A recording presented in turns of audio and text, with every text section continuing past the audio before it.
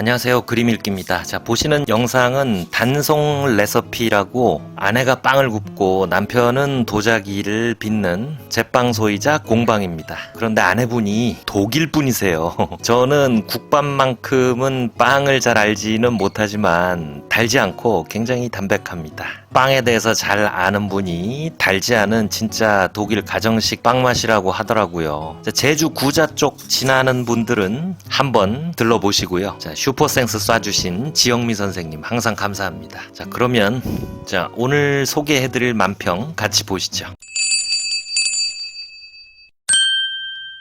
페이스북 제임스리 화백님의 만평입니다. 자, 이 뉴스 때문에 일주일 내내 난리였죠. 일단 그림을 보시면 애완견이라고 불러서 억울한 기레기 항이 성명 전문이라고 쓰여있고, 강아지 한 마리가 단상 앞에서 화가 잔뜩 난 준엄한 표정으로 그 전문을 왈왈왈 으르렁 깨갱갱 개소리 장광설을 늘어놓고 있는데, 저 무대 뒤에 이 강아지 목줄을 검찰이 쥐고 숨어 있습니다. 자, 민주당 이재명 대표가 14일 재판에 출석하면서 작심하고 언론을 향해서 한마디 하셨어요. 검찰이라고 하는 국가 권력기관이 사건을 조작하고 엉터리 정보 제공하면 그거 열심히 받아쓰고 조작은 하지만 그에 반하는 객관적인 사실이 나오더라도 여러분은 전혀 그 점에 대해서 관심을 안 갖습니다. 그런데 여러분들은 진실을 보도하기는커녕 마치 검찰의 애완견처럼 주는 정보 받아서 열심히 왜곡 조작하고 있지 않습니까? 이런 여러분들은 왜 보호받아야 합니까? 어쨌든 언론의 이 본연의 역할을 벗어난 잘못된 태도들 때문에 이 나라 민주주의가 훼손되고 진실은 바닷속에 가라앉습니다. 여기서 언론을 검찰의 애완견이라고 한 대목이 언론인들의 심기를 건드린 모양입니다. 한국기자협회, 전국언론노동조합, 방송기자연합회, 이런 언론인 단체들이 사과를 요구하고 성명을 발표하고 난리가 났습니다. 일단 이재명 대표가 이런 말을 하게 된 이유가 있습니다. 간단하게 설명을 일단 드려야겠어요. 얼마 전 경기도 평화부지사였던 이화영에 대해서 쌍방울이 북한에 800만 불을 송금한 게 이화영과 관련이 있다라고 1심 재판부가 9년 6개월의 중형을 선고했습니다. 이화영이 관련됐다면 당시 경기도지사였던 이재명 대표도 관련이 있다라는 주장에 힘이 실리겠죠. 그런데 이 판결 바로 얼마 전에 쌍방울이 북한에 송금한 돈은 북한 인사와 짜고 주가 조작을 모의한 대가라는 국정원의 기밀 문서가 나왔습니다. 그러니까 쌍방울이 북에 송금한 돈은 이화영이나 이재명 방북과는 아무 관계없고 그냥 쌍방울이 지네 주가 끌어올려서 한몫하려고 보낸 돈이라는 게 국정원의 조사 결과인데 굉장히 영화 같은 얘기죠. 얘기가 또 길어지죠. 하여튼 온통 이상한 점이 많은 기소와 재판인데 주요 언론들은 이런 내용은 기사로 다루질 않고 이재명에게 불리한 검찰의 입장이나 재판 결과만을 기사로 쏟아내고 있습니다. 이건 말고도 한두 가지가 아니에요. 자, 이러한 언론들의 편향적인 보도 태도에 대해서 한마디 한 겁니다. 하여튼 이 레거시 미디어들은 이재명 니까짓 게 감히 우리를 애완견이라고 했다고 지금 아주 난립니다.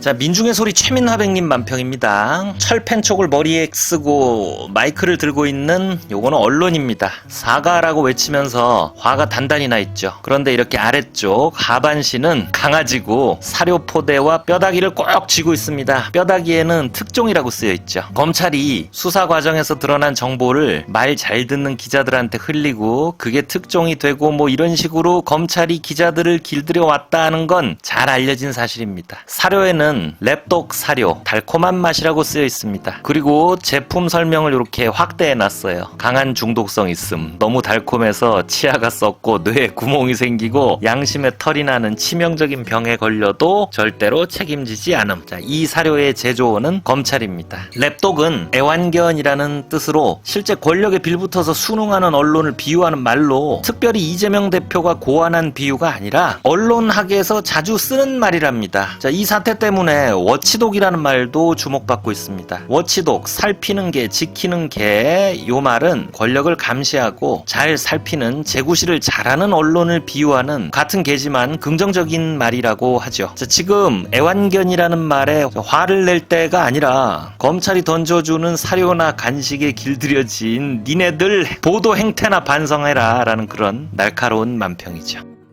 자, 최민하백님의 만평을 하나 더 보겠습니다. 제목이 퇴화도입니다. 제일 왼쪽 멀쩡한 검찰이 서 있습니다. 그 다음 단계 점점 퇴화해가죠. 양손에 돈을 쥐고 꾸부정하게 퇴화한 이 검사는 떡검이라고 써 있습니다. 자, 떡검은 떡값을 뇌물 삼아 받아먹는 그런 검사라는 뜻입니다. 더 퇴화한 건 이상한 자세로 서 있는 거야. 뭐한 거야. 하여튼 색검입니다. 이 색검은 그림처럼 색을 밝히는 검사.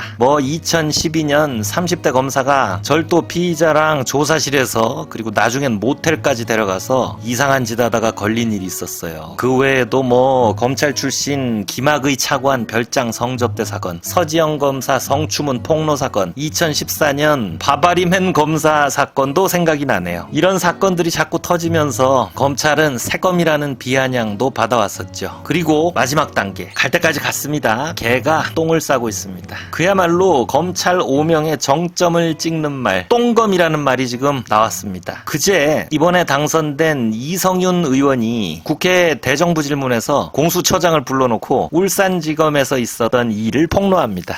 또한 이런 공적인 자리에서 지저분한 단어가 반복될 수 있는 점 양해해 주시기 바랍니다.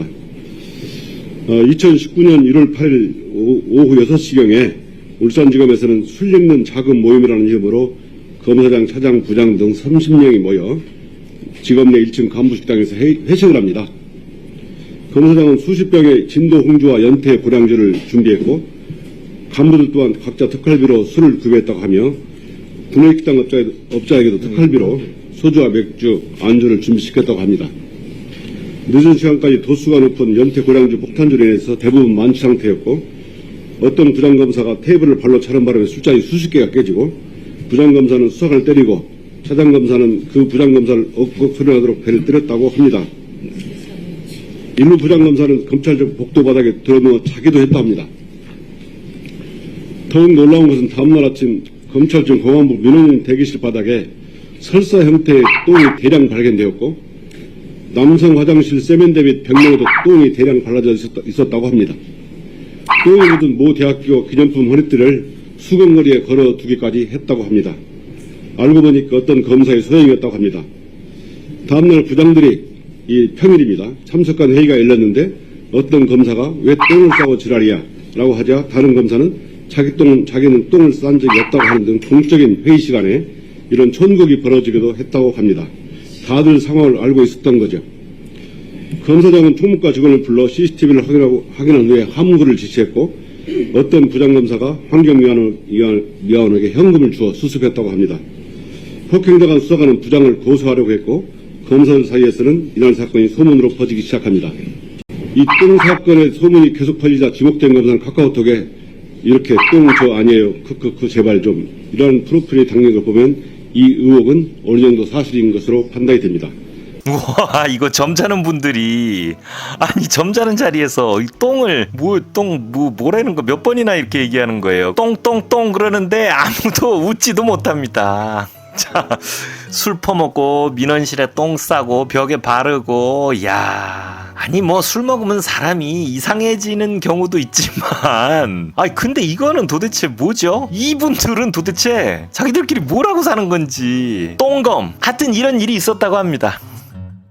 자, 딴질보 찌질이 만평입니다. 방송용 카메라와 신문에 개꼬리가 달려있고 고분고분 앉아서 저쪽을 보면서 미친듯이 펄럭이고 있습니다. 자, 저쪽에는 검찰 마크가 흐릿하게 보이죠. 이재명 대표의 언론을 향한 애완견 발언, 그리고 지금 언론에 강한 반발이 있지만 사실 법조 기레기 니네 애완견 아니냐? 라는 언론에 대한 싸늘한 독자들의 시각을 반영한 그런 그림입니다. 그런데 여기 꼬리를 흔드는 신문 하단에 천공과 정과 정법 강의? 근데 정을 바를 정자가 아닌 정정자로 써놨는데 이게 뭔 의미인지 저는 잘 모르겠어요. 신문이 이 천공에 정법 강의 광고를 받았나? 했는데 그런 사례는 없고요. 천공이 정에 대해서 50분 동안 떠들어댄 헛소리 영상이 있더라고요. 보다가 도저히 견딜 수가 없어서 포기를 했는데 자, 이 만평의 요 부분이 무슨 의미인지 아시는 분들은 댓글을 부탁드립니다.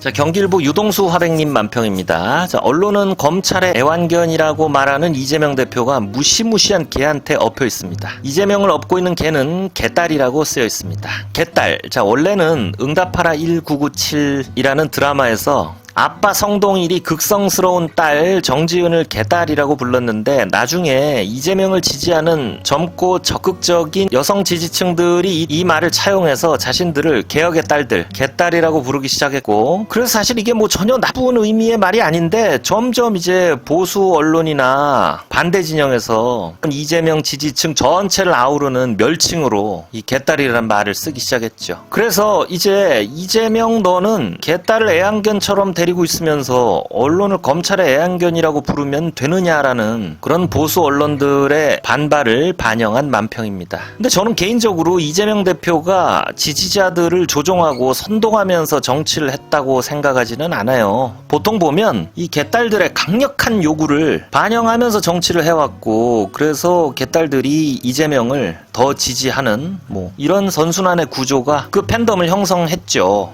그리고 요 만평이 이런 여론을 묘사했다고 해서 이 유동수 화백님이 보수 편향이라고 비난하실 필요는 없을 것 같습니다. 작년 9월 이재명 구속 영장이 기각됐을 때는 이렇게 아름다운 만평을 그려서 지지자들의 그 마음을 훈훈하게 했던 일도 있습니다.